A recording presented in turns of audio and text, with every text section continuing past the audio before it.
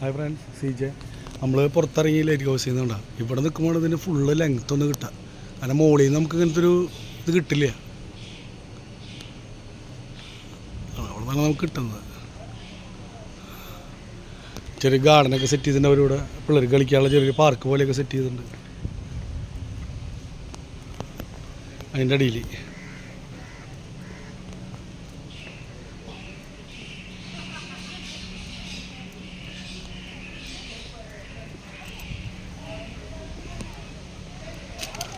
Hi ആദമാൻട്രീന.